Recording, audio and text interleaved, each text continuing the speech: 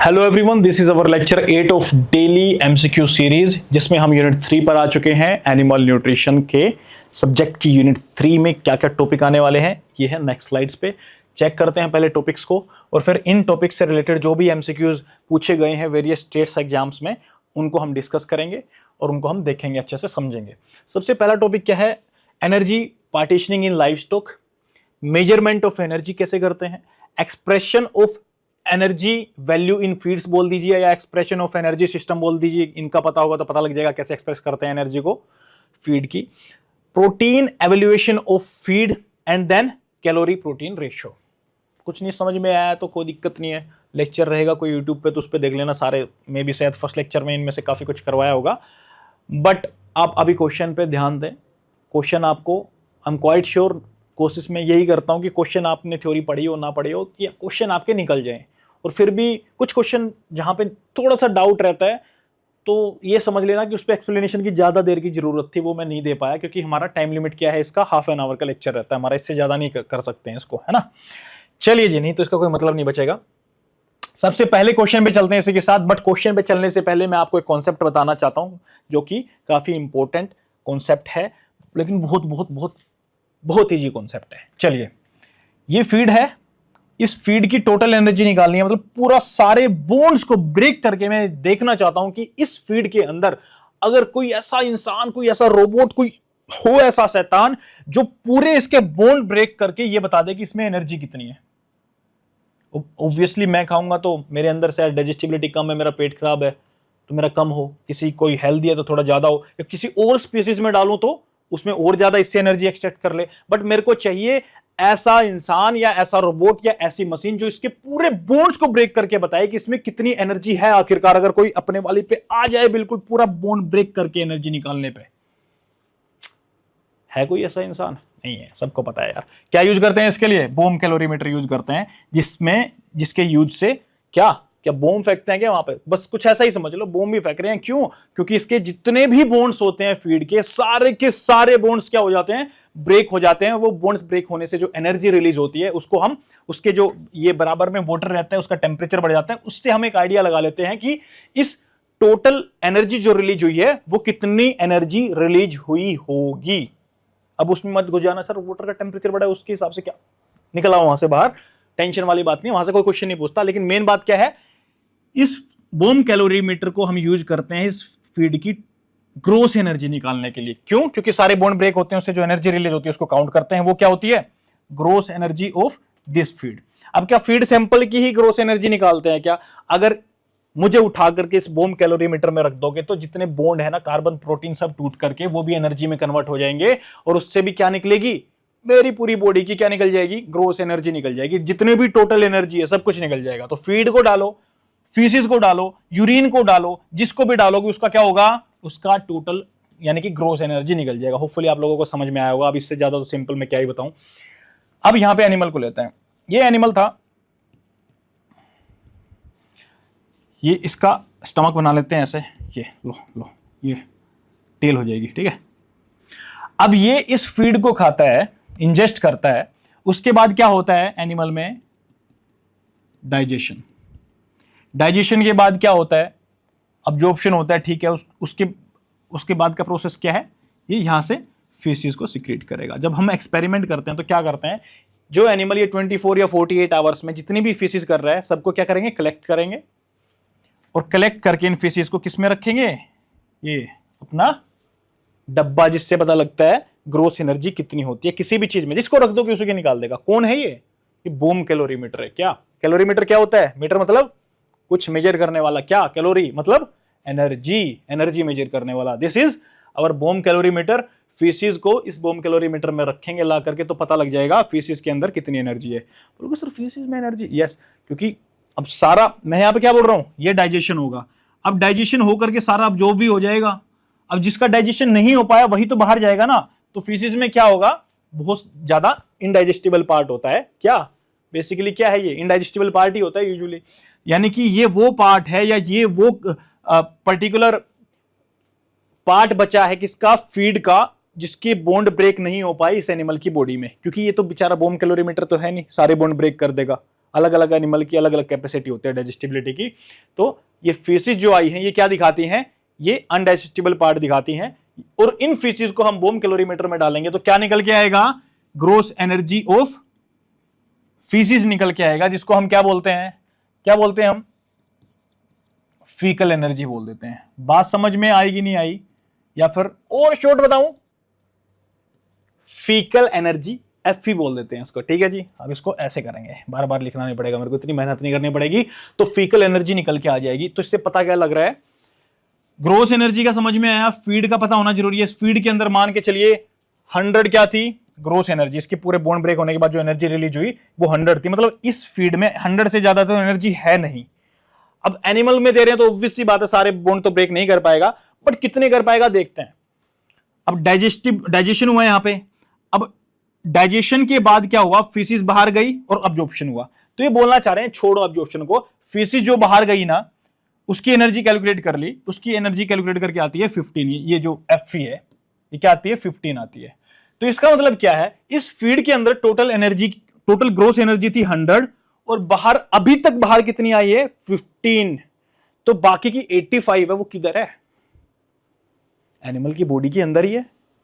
और क्या प्रोसेस हुआ है अभी तक जिसकी वजह से सिर्फ 15 बाहर आई है, बाकी 85 अंदर ही है, क्या डाइजेशन हुआ है। तो जो इस डाइजेशन की वजह से जो भी बोन ब्रेक हुए हैं और जो भी फीड का पार्ट एनिमल के अभी तक अंदर है, बाहर नहीं निकला है, तो उस पार्ट में कुछ एनर्जी होगी, तो उसको क्या बोलते हैं, डाइजेस्टिबल एनर्जी। यानी कि जो एनर्जी बचती है after the digestion, that is digestible energy. जो एनर्जी बचेगी आफ्टर द डाइजेशन, यानी कि फीकल एनर्जी के लॉसेस के बाद जो एनर्जी बचेगी, दैट इज डाइजेस्टिबल एनर्जी। अब कैसे निकालेंगे इसको, 100 थी फीड के अंदर, सिंपल है भाई, बाहर कितनी गई है एनिमल की बॉडी से डाइजेशन के बाद, 15 गई है। फीसिस में हमने एज्यूम किया था ना 15 गई है बाहर, तो 100 में से 15 माइनस करेंगे क्या आएगा 85। यानी कि ग्रोस एनर्जी जो कि 100 थी उसमें से माइनस किसको किया हमने, किसको माइनस किया है, फीकल एनर्जी को माइनस किया है। तो वी विल गेट, हाँ 85 तो आएगा, लेकिन उसको बोलते क्या है, डाइजेस्टिबल एनर्जी। यानी कि डाइजेशन के बाद जो भी एनिमल की बॉडी में एनर्जी बचती है we call it digestible energy. फिर उससे आगे फर्दर मेटाबॉलिजिबल एनर्जी भी निकालते हैं, नेट एनर्जी भी निकालते हैं। मोनोगेस्टिक एनिमल्स में अलग तरीका होता है, रूमिनेंट्स में अलग तरीका होता है, वो पूरा डिटेल में पढ़ चुके हैं, यहाँ पे कोई मतलब भी नहीं है, एक ही कॉन्सेप्ट है, बार बार इसी पे क्वेश्चन आ रहे हैं। तो ये क्वेश्चन पूछा गया था एमपीपीएससी में 2022 में, यानी कि रिसेंटली पूछा गया, 1-2 साल ही हुए हैं बस। क्वेश्चन पढ़ते हैं, energy calculated as the gross energy provided by a unit of feed, मतलब फीड सैंपल की बात कर रहे हैं बेसिकली। हाँ, gross energy of a feed, यहाँ पे मैं लिख दूं छोटा छोटा एफ, ना एफ लिख दें, मतलब फीड की बात कर रहे हैं, minus the gross energy content of the faeces. अब gross energy content of the faeces जो होता है उसका मतलब क्या बताया था, फीसिस को अगर बोम कैलोरीमीटर में रख करके ग्रोस एनर्जी निकालेंगे तो क्या बोलते हैं उसको, फीकल एनर्जी तो बोलते हैं, माइनस में फीकल एनर्जी, ठीक है। Resulting from the consumption of that unit of feed is called, मतलब जो समझ जाओ, अब क्या हिंदी बताऊं आपको। अब मेन बात यही है, ग्रोस एनर्जी में से फीकल एनर्जी को माइनस करेंगे तो we will get digestible energy. तो सीधा सा आंसर बी चला जाएगा। अब आते हैं इसी के साथ सेकंड क्वेश्चन पे। सेकंड क्वेश्चन जो है वो भी कुछ इसी तरह का है, इसके अंदर बस थोड़ी लैंग्वेज चेंज की गई है। The gross energy content of unit weight of food less the gross energy content of the faeces resulting from the consumption of unit weight of food is termed as, मतलब ये unit weight लगा दिया पीछे, मतलब वही निकल रहा है, क्या निकल रहा है, unit weight of the food आ गया, ठीक है। लेस उसमें से क्या, ग्रोस एनर्जी की बात कर ही रहे हैं obviously, gross energy of feed, मतलब ये लिख लो, ग्रोस एनर्जी ऑफ फीड आ गया, ठीक है, या फूड बोल दो इसको। माइनस में लेस द मतलब माइनस कर दिया, सब्सट्रैक्ट कर दिया, डिड्यूस कर दिया, जो समझना है समझो, minus gross energy content of the faeces, यानी कि वो क्या होता है, फीकल एनर्जी होती है। Resulting from the consumption, obviously बात है, कंज्यूम करके ही होगा वो, तो क्या आ जाएगा, इसका भी सीधा सीधा डाइजेस्टिबल एनर्जी आ जाएगा। तरीका थोड़ा सा चेंज कर रहे हैं, बट जिसको कॉन्सेप्ट पता है उसको ये लगेगा कि यार वाओ मजे ही आ गया, मतलब इतना आसान क्वेश्चन। चलिए जी, gross energy loss in methane production is, methane production के अंदर देखो आप, कुछ बुक में आपको सीधा सीधा 7 मिलेगा, 7%, ठीक। अगर ऑप्शन में 7 दिखे तो सीधा ही टिक कराना, कुछ बुक्स बोल देती है 7 to 12 भी, ठीक है। अब ऑप्शन देखने से आपको एक आइडिया हो जाता है कि कौन सा ऑप्शन ठीक होना चाहिए। अब यहाँ पे देखते हैं, इस क्वेश्चन की बात करते हैं। यहाँ पे 7 to 9 दिया हुआ, 10 to 12 दिया हुआ। आप बोलोगे सर ये 7 to 12 बोला है आपने, 7 to 9 और 10 to 12 ये तो बराबर लग रहे हैं, कौन सा आंसर ठीक करें? तो एक बुक में ये भी दिया होता ना बिल्कुल 7%, तो 7 के पास वाला, अगर ऐसा कोई सिनारियो बनता है तो 7 के पास वाला करेंगे हम। इसमें क्या है 7 के पास वाला? 7 to 9 है, ठीक है साहब। चलिए, अगर 7 to 12 ही ऑप्शन में तो वो सीधा भी चला जाएगा। होपफुली आप समझ पा रहे होंगे मैं क्या बोलना चाह रहा हूं। अब फोर्थ क्वेश्चन आता है, when we subtract faecal energy from the gross energy. ये तो सीधा ही पूछ लिया इन्होंने, और ये देखो स्टेटस में पूछे जा रहे हैं बार बार ये लैंग्वेज चेंज करके। तो कितने आसान क्वेश्चन पूछ रहे हैं। ग्रोस एनर्जी में से अगर फीकल एनर्जी को माइनस करेंगे तो क्या आएगा? डाइजेस्टिबल एनर्जी माइनस, मतलब माइनस करके क्या आएगा? डाइजेस्टिबल एनर्जी आ जाएगा। ठीक है साहब, मतलब कितने। चलिए अब फिफ्थ क्वेश्चन पे आते हैं। In ruminants digestible energy is multiplied with the factor to get metabolisable energy. Digestible energy के बाद मेटाबोलाइजेबल एनर्जी आती है। इसका मतलब क्या है कि डाइजेस्टिबल एनर्जी में से कुछ चीजें रिड्यूस करने के बाद या लॉस होने के बाद ही मेटाबोलाइजेबल एनर्जी बचती होगी। जो भी न्यूट्रिएंट मेटाबॉलिज्म में लॉस होता है वो लॉस को मैनेज कर लो।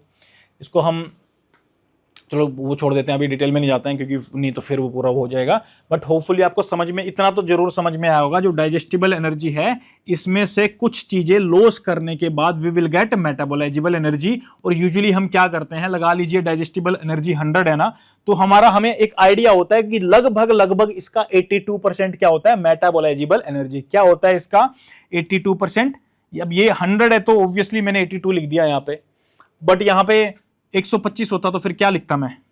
क्या मैं इसमें ऐसा जादू कर दूं कि एग्जैक्ट निकल के आ जाए? तो 82% का मतलब क्या होता है? If metabolisable energy is 82% of digestible energy, इसका मतलब क्या हुआ? डाइजेस्टिबल, इस बात को ऐसे बोल सकता हूं, डाइजेस्टिबल एनर्जी का मेटाबोलाइजेबल एनर्जी कितना है? 82%। सेंट का मतलब सेंचुरी, 100 पर मतलब ये लगा दिया मैंने, तो इसका क्या मतलब निकलेगा? 0.82, एक ही बात है वो। अब 100 को मैं 0.82 से मल्टीप्लाई कर दूंगा तो वी विल गेट 82, और 125 भी है तो 125 से मैं मल्टीप्लाई कर दूंगा 0.82 से, जो भी वैल्यू होगी वो वैल्यू निकल के आ जाएगी। तो मैंने इतनी राम कथा क्यों सुनाई यहाँ पे? अगर आपको कोई बोल दे, अब इसमें तो डायरेक्ट पूछ लिया कि भाई डाइजेस्टिबल एनर्जी का जो किससे मल्टीप्लाई करें, किस फैक्टर से मल्टीप्लाई करें कि हमें मेटाबोलाइजेबल एनर्जी का पता लग जाए, 0.82 से मल्टीप्लाई कर देंगे। अब आपको बोल दिया कि किसी एनिमल की जो डाइजेस्टिबल एनर्जी है वो है 200, डाइजेस्टिबल एनर्जी कितनी है? 200 है, तो उसकी मेटाबोलाइजेबल एनर्जी कितनी होगी? तो सिंपली इसको मल्टीप्लाई करेंगे 0.82 से, तो वी विल गेट 164। ऐसा आएगा ना, 164 आ जाएगा आपका, 164 आ जाएगा, सीधा सीधा आंसर। या आपसे ये भी पूछ सकते हैं कि आपको मेटाबोलाइजेबल एनर्जी दे दी है, अब उससे आपको पूछ रहे हैं वो डाइजेस्टिबल एनर्जी। मतलब जिसको इस इक्वेशन का पता है ना, वो घुमा फिरा के ऊपर नीचे करके वैल्यूज को आंसर दे सकता है। जिसको कॉन्सेप्ट नहीं पता है तो बस उसका तो क्या ही कर सकते हैं। ये तो बेचारे अभी तक यही पूछ रहे हैं 0.82। अगर कोई ज्यादा खुश हो रहा है वो कि फिर से यही पूछ लेंगे तो बिल्कुल सही बात है, पूछ सकते हैं। लेकिन अगर कोई क्वेश्चन भी पूछेगा तो सर हम तो उसके लिए भी तैयार बैठे हुए हैं, हमें टेंशन नहीं है। चलिए जी, शाबाश, अगर तैयार बैठे हो तो बहुत अच्छी बात है। अब सिक्स्थ क्वेश्चन की बात करते हैं। The percentage of the gross energy lost as methane in cattle varies from. फिर से आ गया, बोलो रिपीट कर, नहीं रिपीट नहीं कर रहे हैं, ये स्टेट रिपीट कर रहे हैं, हम क्या करें? एमपीपीएससी 2011 में क्वेश्चन पूछा गया है। हमने क्या बोला था, एक बुक में 7 है तो सीधा ही आंसर कर दो, या फिर 7 to 12 है तो भी सीधा आंसर कर दो, ये भी एक बुक में है। बट अगर इनके पास अगर 10 से 12 और 7 से 9 वाला था तो हमें 7 की तरफ रहना है, क्योंकि 7 ज्यादा उसके क्लोज रहनी चाहिए चीजें। अब ऑप्शन देखते हैं, ठीक है सर। 6.42 to 9, 16 से शुरू कर रहे हैं तो बाद 3 4, मतलब पहला ऑप्शन सीधा सीधा ऑप्शन जा रहा है। मतलब मेरी बात समझ रहे हो आप? कभी भी एग्जैक्ट कुछ नहीं होता है जिंदगी में, दुनिया में, एग्जाम्स में, रिलेशंस में, फाइनेंशियल कंडीशंस में, स्टेबल एग्जैक्ट परफेक्ट कुछ नहीं होता है। चीजें थोड़ी इधर उधर के हिसाब से अपने आप को क्या होना चाहिए? फ्लेक्सिबल होना चाहिए इंसान को। चलिए जी, optimising feed digestibility and availability in ruminants. Simple सी बात इतनी बोल रहा है, जो रूमिनेंट उनको खाना दे रहे हैं उनके अंदर हम डाइजेस्टिबिलिटी और जो उस फूड की अवेलेबिलिटी है उसको बढ़ा देंगे तो हमें क्या चीज देखने को मिलेगी? It will increase the methane production. अरे मीथेन प्रोडक्शन में तो इतना नुकसान हो जाता है, ये तो डायरेक्ट टैक्स होता है, इसकी तो बात ही खत्म कर दो। Increase nitrogen expulsion. भाई नाइट्रोजन एक्सपल्शन अगर कर रहा है, एक्सपल्शन कर रहा है ना, तो वेस्ट ही हो रहा है। इसमें कहां, इसमें डाइजेस्टिबिलिटी अच्छी होने का और अवेलेबिलिटी कहां बढ़ रही है? इसमें तो घट ही रही है, ये भी कैंसिल हो जाएगा सीधा सीधा। मतलब कोई मतलब ही नहीं है ऐसे ऐसे ऑप्शंस। रिड्यूस कार्बन डाइऑक्साइड, हाँ भाई शायद कार्बन डाइऑक्साइड का एक्सपल्शन शायद कम हो जाए तो कुछ हो जाए लेकिन पता नहीं क्या होगा। रिड्यूस मीथेन प्रोडक्शन, हाँ साहब हमें पता है कि फीड जब कोई भी खाता है, अगर स्पेसिफिक हम फीड की बात करें कि उसमें जो सबसे मैक्सिमम लॉस होता है फर्मेंटेशन के दौरान, तो जो सबसे मैक्सिमम जो गैस प्रोड्यूस होती है, जो मेजर गैस होती है, वो कौन सी होती है? मीथेन गैस होती है। अब अगर हम बोल रहे हैं कि हमने इन रूमिनेंट्स के अंदर डाइजेस्टिबिलिटी को अच्छा कर दिया प्लस में अवेलेबिलिटी को बढ़ा दिया, तो क्या होगा? उससे मीथेन प्रोडक्शन कम हो जाएगा, तभी तो उसकी अवेलेबिलिटी बढ़ रही है ना, एनर्जी उसमें मीथेन में चेंज नहीं हो पा रही। ठीक है साहब, पहले ही यूटिलाइज कर रहे हैं एनिमल उसको। 8th क्वेश्चन पे आते हैं। अब ये क्वेश्चन बड़ा ही प्यारा और क्यूट क्वेश्चन है, इसको ध्यान से देखना, और ध्यान से देखना नहीं, इसका आंसर भी कर दो पढ़ करके, अगर आप लोगों को किसी को आता है तो इसका आंसर जरूर लिखना आप।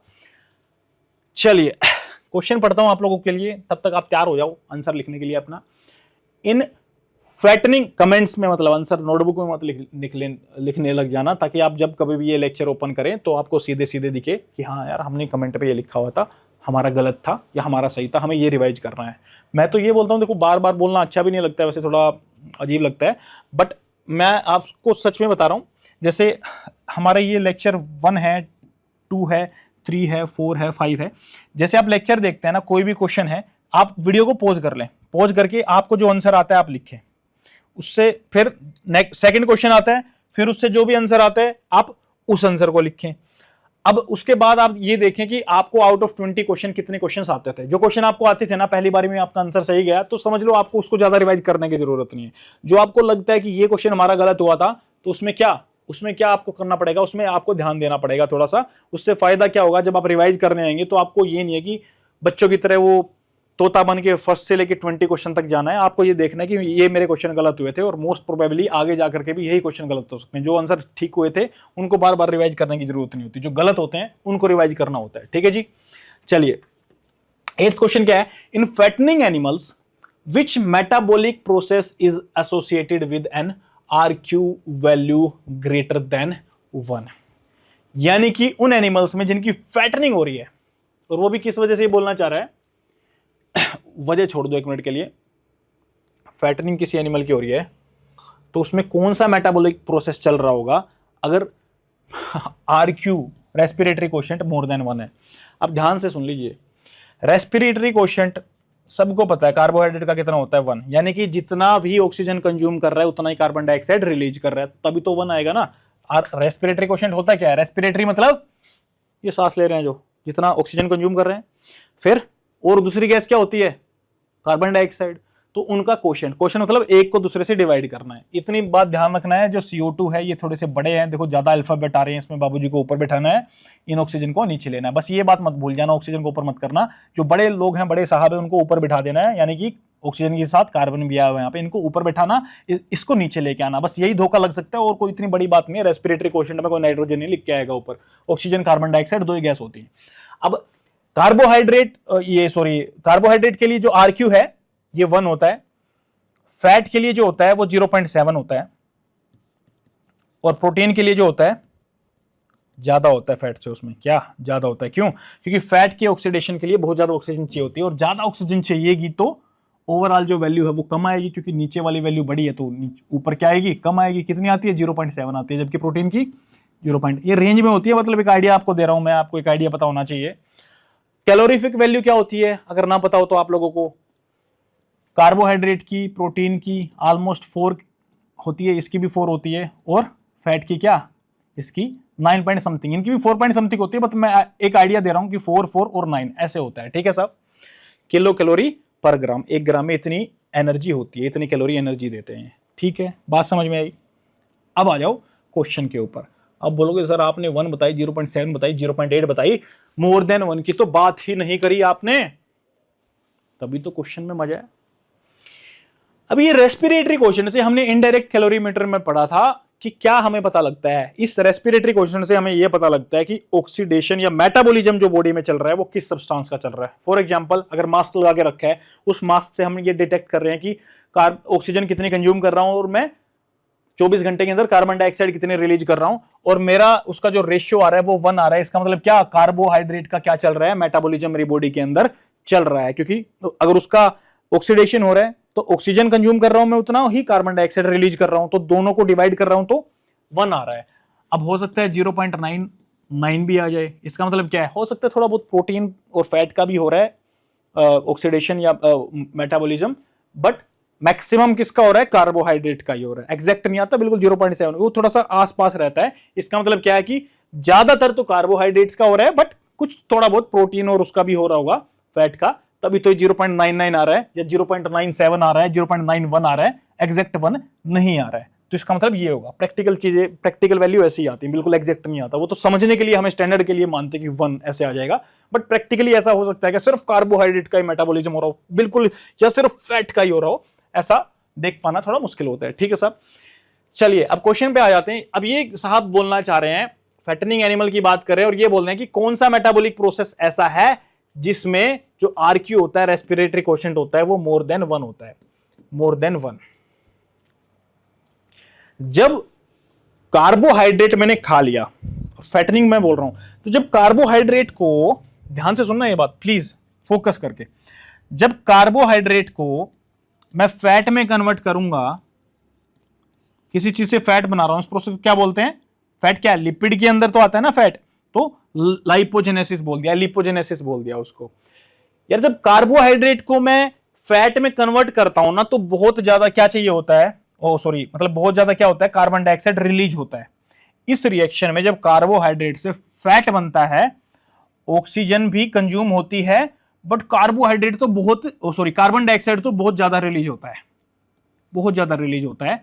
तो बहुत ज्यादा ये रिलीज हो रहा है, ऊपर वाली वैल्यू ज्यादा है, ये भी चाहिए होता है, कंजम्पशन इसका भी अच्छा चाहिए होता है, बट इसके कंपैरिजन में रिलीज, इसका कंसंट्रेशन या अमाउंट या वैल्यू जो है कार्बन डाइऑक्साइड की, वो बहुत ज्यादा होती है किसके कंपैरिजन में, ऑक्सीजन के कंपैरिजन में। तो इसकी वैल्यू मोर देन 1 आएगी कि नहीं आएगी, यस आएगी। किस प्रोसेस में, जब कार्बोहाइड्रेट अपने आप को कन्वर्ट करता है फैट में, जिसको हम क्या बोलते हैं, लिपोजेनेसिस। होपफुली आपको ये समझ में आया होगा, इतनी बड़ी बात नहीं है कुछ। चलिए जी, 9th question, what is the primary difference between direct and indirect calorimetry. मतलब इतने, कोई बात नहीं, रिसेंटली पूछा गया क्वेश्चन। डायरेक्ट का मतलब क्या, मैंने क्या बताया, कैलोरीमीटर में, मीटर मतलब जो मेजर करे, कैलोरी मतलब एनर्जी, जो एनर्जी को मेजर करे दैट इज कैलोरीमीटर। डायरेक्ट में जो डायरेक्ट एनर्जी को, एनर्जी का मतलब क्या होता है, हीट ही होती है ना बेसिकली, जो डायरेक्ट हीट को या डायरेक्ट एनर्जी को डायरेक्ट मेजर कर रहा है दैट इज डायरेक्ट। और इनडायरेक्ट कैसे मेजर कर रहे हैं, इनडायरेक्ट कैलोरीमीटर में हमने पढ़ा था, हम रेस्पिरेटरी क्वेश्चन से पहले ये देखते हैं कि किस किस सब्सटेंस का मेटाबॉलिज्म हो रहा है, फिर उसको जितना भी वो निकलता है उसको हम उसकी कैलोरीफिक वैल्यू से मल्टीप्लाई कर देते हैं, तो हमें आइडिया हो जाता है कि उसमें कितनी एनर्जी का एक्सपेंडिचर हुआ है उस एनिमल में, यानी कि कितनी हीट निकली है। तो इनडायरेक्ट कैलोरीमीटर में हम पहले रेस्पिरेटरी क्वेश्चन देखते हैं, उसके बाद हम उससे क्या पता लगता है, एनर्जी एक्सपेंडिचर, यानी कि हीट कितने रिलीज, अब जितना एक्सपेंडिचर हुआ है उतनी तो हीट रिलीज की होगी ना एनिमल ने। तो इनडायरेक्टली हम हीट इस तरीके से निकालते हैं इनडायरेक्ट कैलोरीमीटर में, जबकि डायरेक्ट में तो डायरेक्ट जो हीट निकल रही है उसी को कैलकुलेट कर लेते हैं। और इनडायरेक्ट में रेस्पिरेटरी क्वोशिएंट की हेल्प से हम ये डिटेक्ट करते हैं कि एनर्जी एक्सपेंडिचर कितना हुआ है एनिमल में। और खास बात क्या होती है इनडायरेक्ट कैलोरीमीटर की, ये बहुत सारी जगह पे इजीली यूज कर सकते हैं हम, ये बड़ा एनिमल हो छोटा एनिमल हो, अलग अलग स्पीसीज में हम यूज कर सकते हैं, और थोड़ा सा ये इजी होता है, ठीक है। जबकि डायरेक्ट वाले में बिल्कुल प्रीसाइजली उसको देखना पड़ता है सब कुछ, थोड़ी सी भी दिक्कत होती है तो उसमें कैलकुलेशन गलत आने लगती है, परफेक्ट रखना पड़ता है उसको बिल्कुल, ठीक है जी। चलिए अब क्वेश्चन क्या था, प्राइमरी डिफरेंस क्या है। डायरेक्ट में क्या बोल रहे हैं, direct measure carbon dioxide production, indirect measure, बात छोड़ ही दो, डायरेक्ट तो हीट ही मेजर कर, डायरेक्ट मेजर हीट प्रोडक्शन, ये सही है। इनडायरेक्ट मेजर्स गैसियस एक्सचेंज, ये भी सही है। Direct is non invasive, indirect is invasive. अब इनडायरेक्ट कहां से इन्वेजिव हो रहा है और डायरेक्ट कहां से नॉन इन्वेजिव हो रहा है। अब direct uses a close circuit, कहां से क्लोज सर्किट हो रहा है, क्लोज, और हमने क्या पढ़ा था, जो ओपन सर्किट और क्लोज सर्किट होता है वो इनडायरेक्ट कैलोरीमीटर में होता है। किसमें होता है, इनडायरेक्ट में। मतलब क्या हुआ इस बात का, इनडायरेक्ट कैलोरीमीटर में जिसमें हम आरक्यू लेते हैं, एक कंडीशन ऐसी होती है कि जो हवा चल रही है, जो हवा कंज्यूम कर रहा है एनिमल, वो गोल गोल इसी कमरे में घूम रही है। और जो ओपन सर्किट होता है उसमें बाहर का जो एयर का इनफ्लो है वो भी होता है, मतलब फ्रेश एयर एनिमल ले सकता है। ये दोनों किसके पार्ट होते हैं, इनडायरेक्ट के, जबकि ये तो डायरेक्ट बोल रहा है, डायरेक्ट यूज करता है क्लोज सर्किट को, ठीक है। ये बात समझ में आई। तो इसका सीधा सीधा आंसर, हमें ये ऑप्शन पढ़ने की जरूरत भी नहीं थी, सीधा ही जा रहा है, डायरेक्ट मेजर करता है डायरेक्टली जो हीट प्रोड्यूस होते हैं एनिमल से उसको, और इनडायरेक्ट मेजर करता है गैसियस एक्सचेंज को, ठीक है साहब। चलिए 10th क्वेश्चन पे आते हैं, which of the following is not a type. अगर देखिए आप लोगों को कोई क्वेश्चन होता है, कोई डाउट होता है, क्योंकि मेरे पास लिमिटेड टाइम है, मैं एक ही क्वेश्चन की सारे सब कुछ नहीं बता सकता हूं उसके बारे में। अगर आपको फिर भी कोई प्रॉब्लम है, कोई क्वेश्चन है, तो आप कमेंट कर सकते हैं, नेक्स्ट वीडियो में उसको हम डिस्कस कर लेंगे। अभी 10th क्वेश्चन पे आते हैं फिर से, which of the following is not a type of indirect calorimetry. Indirect का मतलब क्या होता है, डायरेक्ट इनडायरेक्ट मतलब गैसियस एक्सचेंज देखते हैं, और ये बोलना चाह रहे हैं कि इनडायरेक्ट वाले में जिसमें गैसियस एक्सचेंज देख रहे हैं, जिसमें क्लोज और ओपन सर्किट होता है, उसमें इन ऑप्शंस में से कौन सा मेल नहीं खा रहा है उससे। ठीक है, ओपन सर्किट तो भाई टाइप है इसका, ये तो नोट है टाइप पूछ रहे हैं। क्लोज सर्किट भी टाइप है इसका। बोथ एंड ए और B are type of indirect, ये भी बिल्कुल सही है। तो बचा क्या, यही बचा। और वैसे भी सेमी क्लोज ये सर्किट सिस्टम है ना, इसको इतना ज़्यादा यूज नहीं करते हैं, और ना इसके साथ इसके नाम के साथ चिपका करके बोलते हैं semi close. Semi close negligible सी चीज़ है बिल्कुल।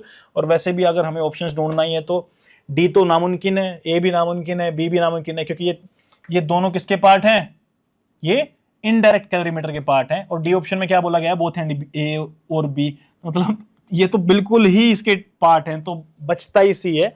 और सेमी क्लोज जो सर्किट सिस्टम होता है, इसके साथ इतना जोड़ते नहीं है, इसको इतना काम में यूज में भी नहीं लेते हैं। ठीक है सब।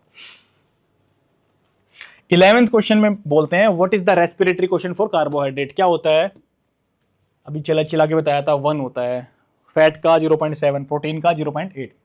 ठीक है सब। 12th क्वेश्चन आता है, इन कार्बन नाइट्रोजन बैलेंस्ड। और ये तो बहुत ही ज्यादा डिटेल में पढ़ा के पूरा मैथ बताया था आप लोगों को। इन the carbon nitrogen balance technique how is protein retention calculated. Carbon nitrogen balance में प्रोटीन का रिटेंशन जो होता है कैसे कैलकुलेट करते हैं। आप सबको पता है जो प्रोटीन होता है, हम इसमें ये जूम करके चलते हैं, ये इसके अंदर 16% जो पार्ट है वो नाइट्रोजन का होता है। ठीक है, अब 100% अगर हमें पता है कि ये 4 ग्राम ये 10 ग्राम नाइट्रोजन है, तो हमें पता कैसे लगेगा कि प्रोटीन कितना है। मैंने आपको वो बताया था तरीका कैसे होता है, वो उतनी डिटेल में नहीं जाएंगे, बट एक हल्का आइडिया दे रहा हूं आपको। 16% नाइट्रोजन अगर है 100% प्रोटीन में से, और हमें नाइट्रोजन की वैल्यू पता है एग्जैक्ट 10 ग्राम या 12 या 15 जितनी भी है, तो क्या हम उससे प्रोटीन निकाल लेंगे? क्या निकाल सकते हैं? क्या तरीका होता है उसका, 100/16 कर देते हैं हम यहाँ पे, या तो बार बार 100/16 करके कैलकुलेशन करते रहो, या 100/16 के लिए अगर इसको आप डिवाइड करते हैं तो क्या आ जाएगा, 6.25 आ जाएगा। तो ये फैक्टर हो जाएगा, जितना भी नाइट्रोजन है डायरेक्टली आप उसको मल्टीप्लाई 6.25 से करोगे तो आपका क्या निकल जाएगा, प्रोटीन निकल जाएगा। ये किस फैक्ट से पता लगता है हमें, क्यों हमारा 6.25 आया, क्योंकि हमें यह पता होता है कि प्रोटीन के अंदर 16% नाइट्रोजन होता है। ठीक है, तो हमने क्या किया, अगर नाइट्रोजन की वैल्यू का पता है तो उसको सिंपली मल्टीप्लाई कर देंगे 100/16 से, या फिर सिंपली आप बोल दो 6.25 से।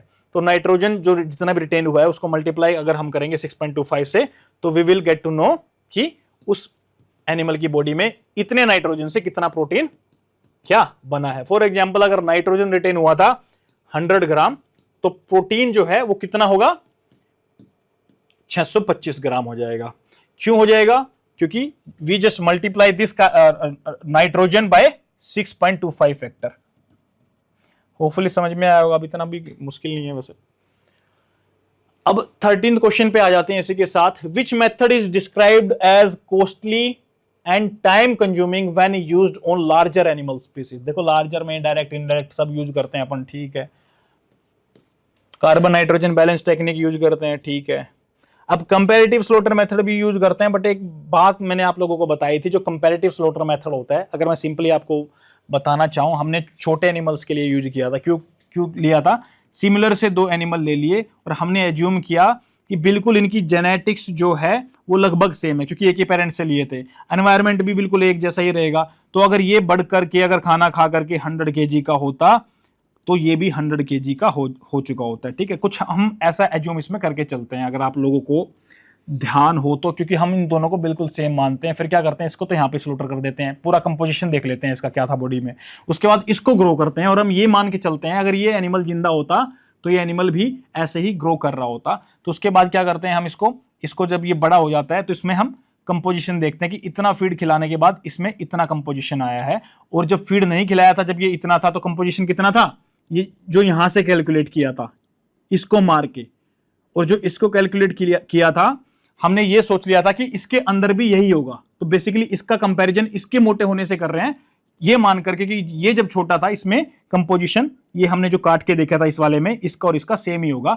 तो कंपैरेटिव स्लॉटर मेथड में ये करना पड़ता है, काटना पड़ता है, और जितना बड़ा एनिमल होगा उसको काटने में, बोम कैलोरीमीटर में रखने में एक एक पीस को उसके उठा करके, तो क्या होगा, बहुत ज्यादा एक तो प्रॉब्लमेटिक हो जाएगा, बड़ा लंबा चला जाएगा प्रोसीजर, परेशानी वाला हो जाएगा, लेबोरियस हो जाएगा। बोम कैलोरीमीटर में सोचो ले लेके आप सारे पार्ट रख रहे हो उसको, उसकी एनर्जी कैलकुलेट करने के लिए। समझ रहे हो मेरी बात? तो मेन बात यही है, बिल्कुल ही कॉमन सेंस का क्वेश्चन था, मतलब इसमें कोई ऐसी साइंटिफिक बात नहीं है।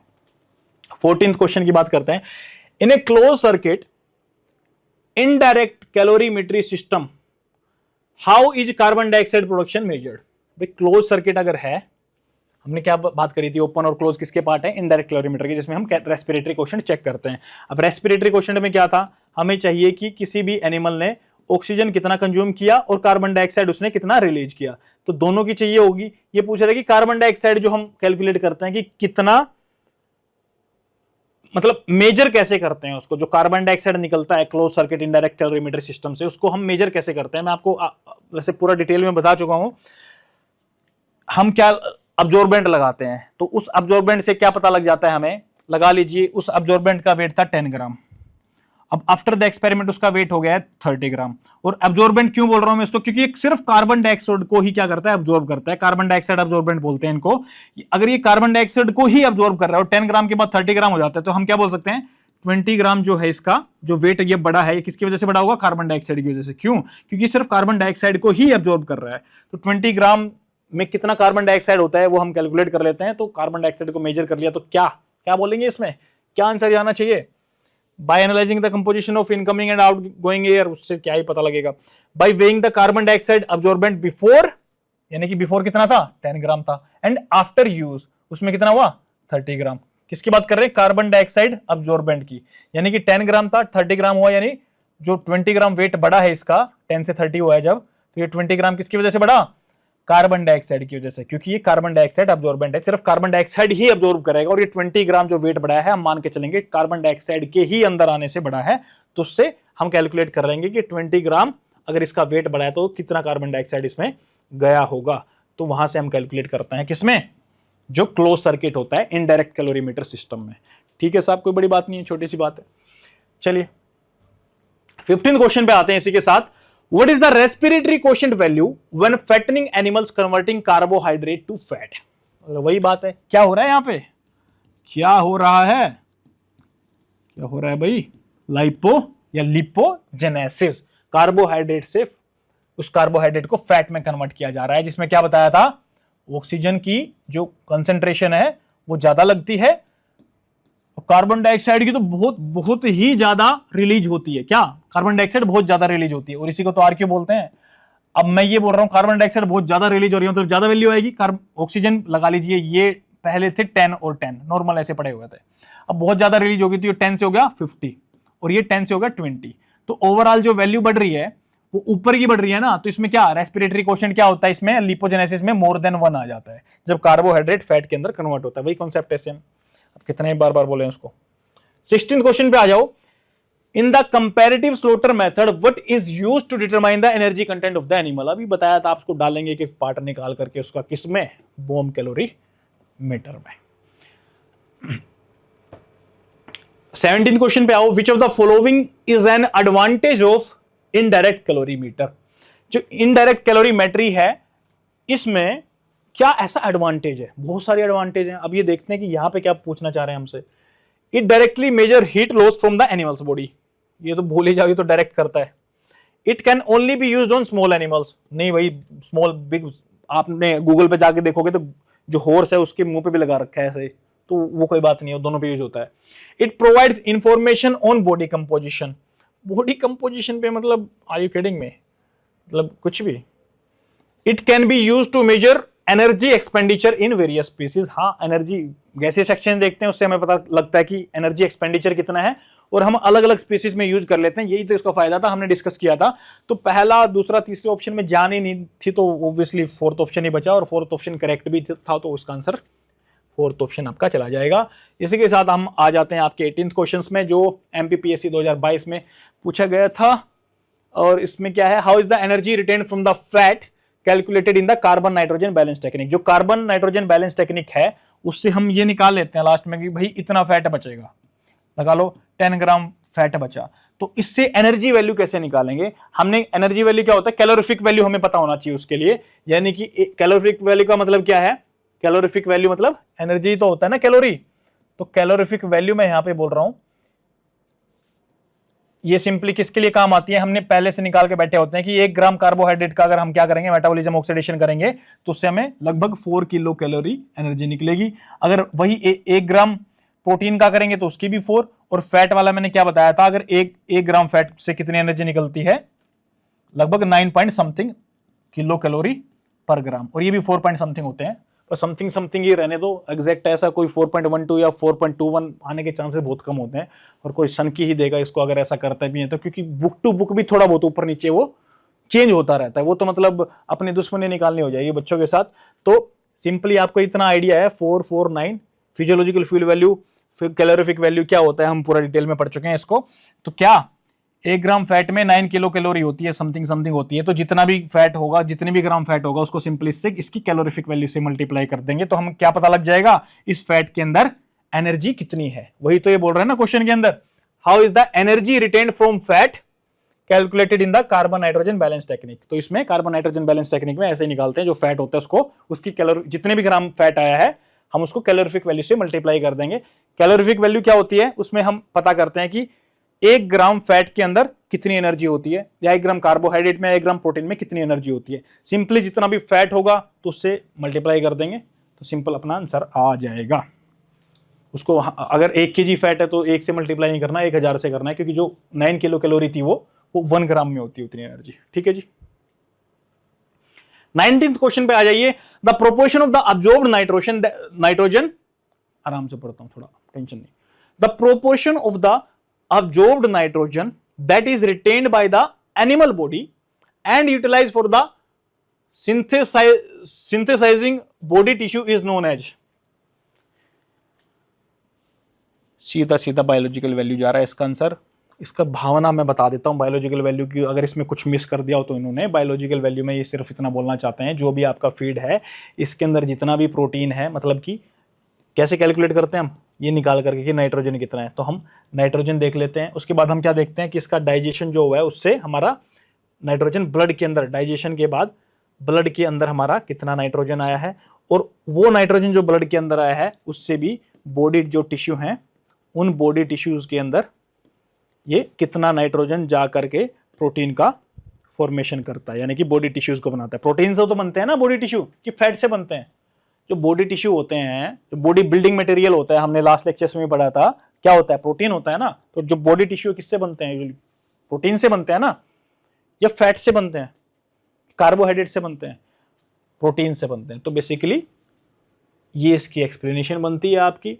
ये बायोलॉजिकल वैल्यू होती है, जितना भी फीड के अंदर आपका नाइट्रोजन है या प्रोटीन है उसमें से आपकी बॉडी में जाकर के फाइनली कितना रिटेन कर रहा है, दैट इज बायोलॉजिकल वैल्यू। ठीक है जी, ये एफिशिएंसी बताता है वो।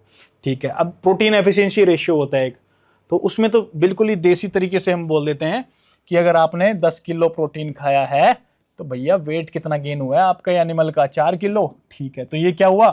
Protein efficiency ratio. ये बड़ा ही कॉमनली यूज किया जाता था, आज भी इवन यूज किया जाता है कई जगह पे, और बहुत ही कॉमन है, इजी है निकालने के लिए, बिल्कुल कुछ भी नहीं लगता है इसमें, मिनटों में निकाल लेते हैं। और काफ़ी पुराना तरीका है, काफ़ी चलता आ रहा है, काफ़ी इससे हेल्प हुई है हमारी। तो इस तरह ये इंपॉर्टेंट भी बन जाता है, और आज की डेट में उतना परफेक्ट नहीं है। और 2-3 चीज़ें इसके साथ हम लेकर के चलते हैं, अगर इसको हमने प्रॉपर तरीके से निकालना है। जैसे हम इसके साथ पॉडकास्ट लेकर के चल सकते हैं। पॉडकास्ट क्या होता है, किसी को पता हो तो हिंट दे देता हूँ।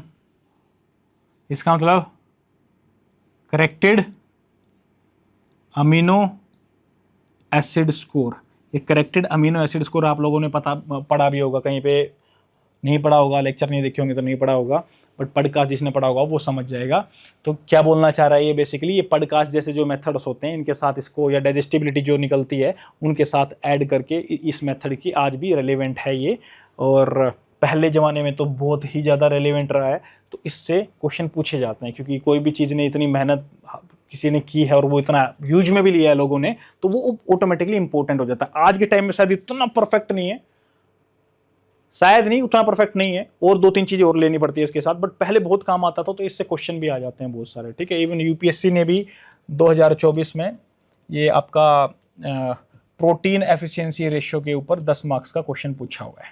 ठीक है जी, चलिए अब यूपीएससी छोड़ दो, अब तो व्यू की प्रिपरेशन कर रहे हो, तो इसमें पूछने क्या पूछना चाह रहे हैं, सीधी सीधी बात करो। The gain in body weight per gram of protein ingested is known as. अब पर ग्राम बोल दो, पर केजी बोल दो, पर 10 केजी, पर 100 केजी बोल दो, बात तो वही है कि 1 ग्राम अगर उन्होंने प्रोटीन कंज्यूम किया तो बॉडी में कितना गया, लगा लीजिए 0.2 गया। अब इसको बोल दो कि भाई अगर 10 केजी कंज्यूम किया तो कितना, 2 केजी गया। वो 1 को स्टैंडर्ड मान करके ले रहे हैं इसका आंसर। ठीक है, अब देखो एक चीज और होती है, वैसे आप लोगों को ना पता हो तो, बट अभी नहीं बताते हैं क्योंकि मुझे लगता है कि लेक्चर ऑलरेडी बड़ा हो गया है, वो ज़्यादा डिटेल में चली जाएगी बात, और मैं कुछ आधी अधूरी बात नहीं बताना चाहता हूँ आप लोगों को। तो होपफुली ये क्वेश्चन आपको बहुत ही ज़्यादा आसान लगे होंगे, कोई इतनी बड़ी मुश्किल चीज़ें नहीं है ये, और आप इसको रिवाइज करना मत भूलिएगा। मुश्किल से मुझे लगता है 2 से 3 मिनट ही लगेंगे आपके अच्छे से रिवाइज करके इसको मेमोराइज करने में। तो आपसे इतनी गुजारिश है, इतनी रिक्वेस्ट है, ये 2 से 3 मिनट आप मुझे दे दीजिए, इसको डाउनलोड कीजिए और इसको बार बार रिवाइज करना मत भूलिएगा। कम से कम 3 दिन 4 दिन बाद इस तरह के टॉपिक्स को आप रिवाइज कर सकते हैं, क्योंकि बहुत ही ईजी है, इसमें कुछ ऐसा है नहीं कॉन्सेप्चुअल। ठीक है, तो मिलते हैं आप लोगों को लेक्चर 9 में। Thank you so much guys.